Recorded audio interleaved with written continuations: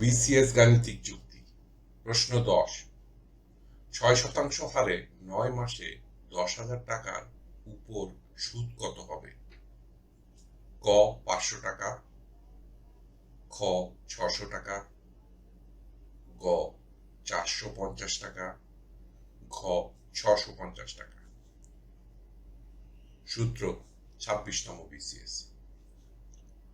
উত্তরটি চিন্তা করুন, একটু পরে মিটিয়ে নিন।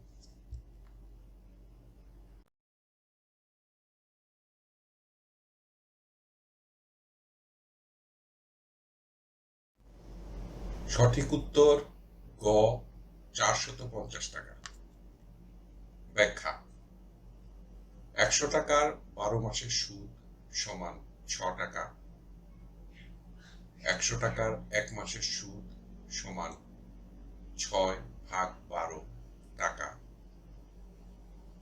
100 টাকার 9 মাসের সুদ সমান 6×9/12 টাকা।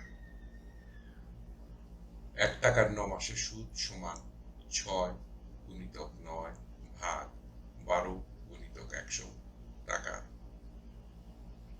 10,000 টাকার 9 মাসের সুদ সমান 6×9×10,000/12 টাকা সমান 450 টাকা। উত্তর গ 450 টাকা। ধন্যবাদ।